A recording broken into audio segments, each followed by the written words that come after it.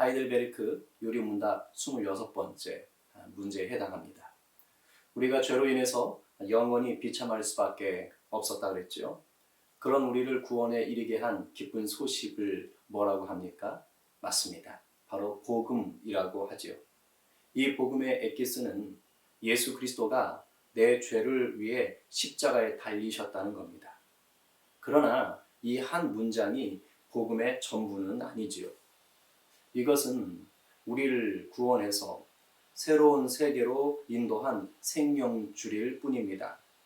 날 위해 죽으신 예수 그리스도의 십자가를 붙잡고 따라가면 비로소 보이는 게 있습니다. 그것은 우리를 구원하신 것이 예수 그리스도 한 분만 하신 일이 아니라는 겁니다. 예수의 십자가 그 생명줄을 잡고 우리가 올라와 보면 알게 되는 것, 바로 우리의 구원은 성부, 성자, 성령, 삼위일체 하나님의 놀라운 사랑인 것을 알게 됩니다. 우리가 이것을 온전히 알 수 있는 것은 무엇을 펼치면 됩니까? 맞습니다. 성경입니다. 성경은 삼위일체 하나님이 우리를 위해서 정말 종횡무진 일하신 땀내 가득한 연애 편지입니다. 그리고 이 성경에 담긴 삼위일체 하나님의 복음을 이제 간단히 요약한 신앙 고백문이 있다고 했지요. 그게 바로 뭡니까? 사도신경입니다. 우리는 이제 지난 시간에 이 사도신경을 이루는 삼위일체 하나님에 대해서 살펴봤습니다. 성경에 삼위일체라는 단어는 나오지 않는다고 했습니다. 그러나 성경 곳곳에는 이 삼위일체 하나님의 모습이 드러난다고 했지요. 동일한 본질을 가지신 성부, 성자, 성령께서 우리를 구원하시고 자녀로 삼으셨다는 것입니다. 그렇기에 이 삼위일체 교리는 우리가 숫자놀이나 산수풀이를 하라고 있는 것이 아니라고 했습니다. 성부, 성자, 성령 하나님의 친밀한 사귐 속으로 들어가서 세상에 감당하지 못하는 감당할 수 없는 그 놀라운 사랑을 누리는 것이 핵심인 것입니다. 오늘은 사도신경 속에 담긴 성부 하나님, 그 하나님의 은혜를 나누려고 합니다. 성령께서 우리 안에 복음을 향한 갈급함을 부어주시기를 바랍니다. 하이델베르크 26번째 문제는 이렇게 질문합니다. 한번 같이 읽어볼까요? 제26문 전능하사 천지를 만드신 하나님 아버지를 내가 믿사오며 라는 신앙 고백의 의미는 무엇입니까? 우리가 매주 고백하는 사도신경 첫 문장입니다. 이 고백을 하면서 이 첫 문장의 의미를 깊이 생각해 보신 분이 계신가 모르겠어요. 오늘은 바로 이 한 문장에 담긴 의미를 간단히 나눠보려고 합니다. 신학교에 들어가서 하나님의 전능하심에 대해서 이제 배우게 되거든요. 그때 종종 이런 짓궂은 질문을 하는 학생이 있습니다. 교수님, 하나님이 전능하시다면 그럼 혹시 하나님이 뚫지 못할 만큼 그런 단단한 강철을 만드실 수가 있을까요? 유치한 질문 같지만 선뜻 답하기는 쉽지 않은 아주 난감한 질문입니다. 왠 줄 아세요? 이렇게 말하나 저렇게 말하나 결국은 하나님이 전능하신 분이 아닌 게 돼버립니다. 이 질문에 그렇다, 하나님이 뚫지 못할 강철을 만들 수 있다 라고 대답하면 어떻게 됩니까? 하나님도 뚫지 못하는 그런 강철이 존재해버리는 겁니다. 그러면 그때부터 하나님은 전능하신 하나님이 아닌 거죠. 반대로 이 질문에 아니다, 만들 수 없다 이렇게 대답하면 어떻게 되는 거죠? 하나님이 하실 수 없는 일이 존재하는 겁니다. 그래서 이 역시도 전능하신 하나님이 될 수가 없는 겁니다. 딜레마지요. 왜 이런 딜레마 같은 상황이 생길까요? 정말 하나님의 전능하심이 문제가 있는 걸까요? 그렇지 않습니다. 이것은 질문의 전제가 잘못되었습니다.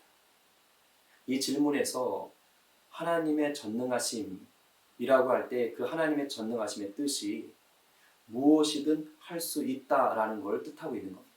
이게 잘못인 거죠. 신학자인 R.C. 스프롤이라는 교수는 기독교의 핵심 진리 102가지라는 책에서 이런 말을 해줍니다. 신학 용어로서의 전능이란 하나님께서 무엇이든 하실 수 있다는 뜻이 아니다. 실제로 성경에 보면 하나님이 하실 수 없는 것들이 제법 나옵니다. 하나님 거짓말 하실 수 없습니다. 하나님은 죄를 지으실 수 없습니다. 하나님은 죽으실 수도 없습니다. 하나님은 누군가로부터 창조되실 수도 없지요. 하나님은 자신의 본성을 거슬러서 행하실 수가 없는 분이십니다. 그러니까 하나님도 할 수 없는 것들이 나오는 거예요. 그러므로 하나님의 전능하심이란 하나님께서 그의 피조물에 대한 모든 능력을 갖고 계신다라는 뜻이 되어야 합니다. 쉽게 말하면요, 우리에게는 불가능한 것이 하나님께는 가능하다, 이런 뜻입니다. 이걸 먼저 기억하셔야 돼요. 전능함의 의미를. 자, 이걸 먼저 생각하시면서 이제 사도신경 첫 문장을 풀어가 보겠습니다. 전능하신 하나님께서 천지를 만드셨다라고 선언합니다. 저는 설교를 준비하면서 이런 질문을 던졌어요. 왜 하필 전능하신이라고 했을까? 사랑이 많으신 또는 지혜가 풍성하신 하나님이 천지를 창조하셨다, 이렇게 말해도 될 텐데, 이렇게 질문을 하고 나니까 왜 전능하신이라고 했는지 금방 알겠더라고요. 자, 천지를 만드셨다라는 것은 완전한 무에, 아무것도 없는 겁니다. 그런 완전한 무에서 완벽한 유를 만드신 겁니다. 인간도요, 창조할 수 있어요. 그러나 완전한 무에서 유를 만들 수는 없지요. 인간의 창조는 있는 재료를 가지고 새로운 걸 만들어내는 창조입니다. 예를 들면 식재료를 가지고 음식을 만드는 것처럼 말입니다. 그러나 아무것도 없이 팔을 만들고 된장을 만들고 이렇게 뿅뿅뿅 만들어낼 수는 없지요. 그러니까 하나님이 천지를 창조하신 능력은 완전한 무에서 만든 거니까 피조물인 인간에게는 없는 능력이죠. 바로 이러한 차이를 알려주는 단어가 오늘 읽었던 창세기 1장 1절에 나오는데요. 그게 바로 창조하다라는 겁니다. 창조하다. 창조하다라는 말의 이 히브리어 원어는 발음이 바라예요. 바라. 그런데 이 바라라는 이 단어는 구약에서 특별하게 사용됩니다. 즉, 오직 하나님만의 창조 행위를 나타낼 때 사용하는 거예요. 그러니까 하나님에게만 쓰이는 단어입니다. 그리고 완전한 무에서 창조된 새로운 대상이라는 의미를 담고 있습니다. 하나님만이 하실 수 있는 능력을 드러내기 위해서 특별하게 선택하는 단어인 거죠. 그리고 태초라는 말은 창조의 시작이라는 뜻인 동시에 시간의 시작이라는 뜻도 있습니다. 이 말은 무슨 뜻입니까? 하나님이 태초에, 즉 시간의 시작을 만드셨으니까 하나님은 시간의 시작 이전부터 존재하셔야 되는 것이죠. 즉 시간과 상관없이 존재한 분이 바로 하나님이십니다. 이것을 성경은 영원이라고 표현하는 겁니다. 그러니까 성경에서 영원하다라는 것은 그냥 시간이 무한정 길다 이런 뜻이 아니에요. 영원하다라는 것은 시간의 간섭을 받지 않는다라는 겁니다. 정리하면 천지 창조는 영원하신 하나님께서 사람은 결코 할 수 없는 전능하신 능력으로 세상을 만드셨다라는 겁니다. 시간과 공간, 모양과 생명을 만드셨다는 뜻이죠. 자, 그런데 이게 우리의 신앙 고백과 대체 무슨 상관이 있는 걸까요? 상관이 많습니다. 왜냐하면 천지 창조의 하이라이트가 바로 우리 인간을 만드신 것이기 때문이지요. 알다시피 우리 인간은 창조 며칠째 만들어지지요? 마지막 날인 여섯째 날입니다. 왜 여섯째 날일까요? 그 전까지요, 하나님이 인간이 살 수 있는 일할 수 있는 모든 환경을 만드시기 위해서였습니다. 아마 첫째 날에 인간을 만드셨다면 인간은 아마 바로 죽었을 겁니다. 왜냐하면 빛도 없지요, 발 디딜 땅도 없지요, 먹을 것도 없지요. 살 수가 없어요. 하나님께서 인간을 만드시기 전까지 빛, 궁창, 육지, 식물, 바다, 해, 달, 별, 새, 물고기, 육지, 동물 등을 다 만드셨기 때문에 인간이 살 수 있었던 겁니다.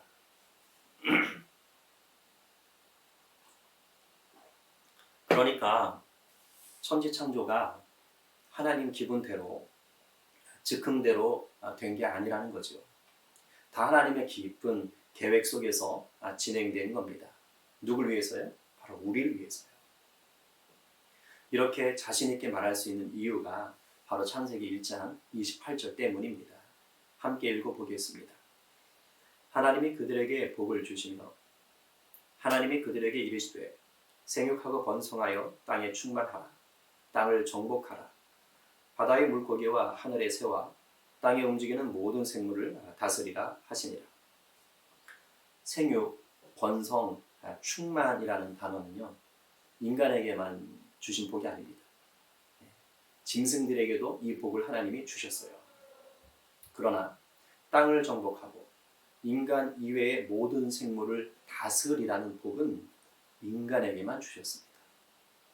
이 말은 천지창조의 하이라이트가 누구라는 거예요? 우리 인간이라는 뜻입니다. 그러나 이 놀라운 복을 제대로 누리지 못하는 비극이 일어나고 만 거 아닙니까? 그게 바로 뭡니까? 뱀의 유혹에 넘어가서 하나님의 명령을 어기고 이 선악과를 따먹는 죄를 지은 겁니다. 이 일 이후로 모든 인간은 이제 죄인이 되지요. 영원히 비참할 수밖에 없는 존재로 추락하는 거예요. 하나님의 형상대로 지음받은 하나님의 자녀였다가 이제는 마귀의 노예로 전락한 겁니다. 하나님이 이걸 그냥 내버려 두시지를 못하시잖아요. 천지를 창조하신 전능하신 하나님께서 가만히 못 계시는 거예요. 천지 창조의 하이라이트였던 그 인간을 향했던 그 사랑의 마음이요, 다시 막 불일 듯 일어나시는 겁니다. 그래서 이번에는 천지를 창조하셨던 그 전능하신 능력으로 이제 우리를 구원하시기로 작정하십니다. 하나님의 이 작정은 먼저 이집트에서 종노릇하던 이스라엘을 구원하시는 것으로 일종의 예고편을 찍으셨어요. 샘플이라고도 할 수 있죠. 하나님은 바로 이 사건을 통해서 장차 있을 완전한 구원을 미리 알려주시는 겁니다. 예고해 주셨지요. 그리고 마침내 때가 되었을 때 하나님은 자신의 외아들 예수 그리스도를 보내셔서 십자가 위에서 죽으시고 사흘 만에 부활하게 하셨습니다. 피조물인 인간으로서는 그 누구도 할 수 없는 이 부활 사건을 통해 전능하신 하나님의 그 구원하시는 능력을 보여주신 거지요. 그래서 예수 그리스도를 믿는 자에게는 하나님이 더 이상 무서운 심판주가 아니라, 심판관이 아니라 바로 우리의 아빠, 아버지라고 부를 수 있게 된 겁니다. 그것을 로마서 8장 15절은 이렇게 말합니다. 우리 한번 같이 받겠습니다.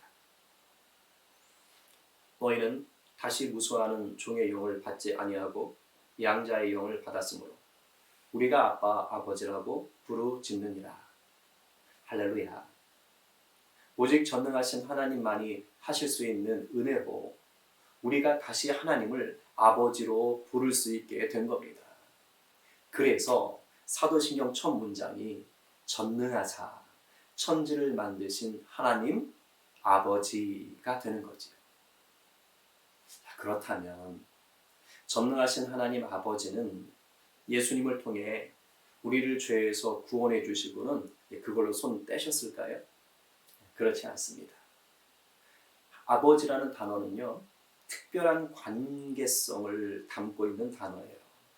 때려야 뗄 수 없는 관계. 든든한 보호자, 완전한 양육자라는 뜻을 담고 있죠. 천지를 창조하신 하나님께서 지금도 여전히 이 세상을 돌보고 계신 것처럼 저와 여러분을 향한 사랑을 놓지 않고 계셔요. 여전히 돌보고 계십니다. 이것을 예수님이 마태복음에서 이렇게 말씀하셨습니다. 마태복음 6장 25절, 26절 우리 모니터 보면서 같이 읽어보겠습니다. 그러므로 내가 너희에게 이르노니 목숨을 위하여 무엇을 먹을까, 무엇을 마실까, 몸을 위하여 무엇을 입을까 염려하지 말라. 공중의 새를 보라. 심지도 않고 거두지도 않고 창고에 모아들이지도 아니하되 너희 하늘 아버지께서 기르시나니 너희는 이것들보다 귀하지 아니하냐. 아멘. 무슨 말씀입니까? 만물을 돌보시는 하나님께서 예수 안에 새롭게 된 우리를 만물보다 더 귀하게 보시고 책임져 주신다는 겁니다. 할렐루야죠. 그런데요, 솔직히 말해서 우리의 현실을 또 보면, 살아가다 보면 종종 이 말씀, 하나님 우리 삶을 책임져 주신다, 돌보신다, 이 말씀이요 잘 와닿지 않을 때가 있습니다. 천지를 만드신 전능하신 하나님이 내 아버지가 되신다면 지금 내 삶이 왜 이 모양 이 꼴인가 싶을 때가 있어요. 왜 그토록 사랑하는 이를 먼저 떠나보내야 되는지, 내가 왜 사람들한테 무시를 당해야 되는지, 왜 이토록 전염병 때문에 이 고생을 해야 되는지, 이 전염병 와중에도 또 잘 되는 사람들도 있던데 나는 왜 이런지, 주님을 위해 살려고 애를 쓰는데 왜 이토록 아픈 곳은 많고 물질적으로는 또 어려움을 겪는지, 뭐 이런 일들 말이죠. 우리가 왕왕 겪는 일들 아닙니까? 그러니까 이런 일 겪으면 마음이 좀 힘들어지죠. 전능하신 하나님이 내 아버지가 되신다? 이게 멀게 느껴져요. 목사인 저 역시도 이런 상황을 이해하는 게 어렵습니다.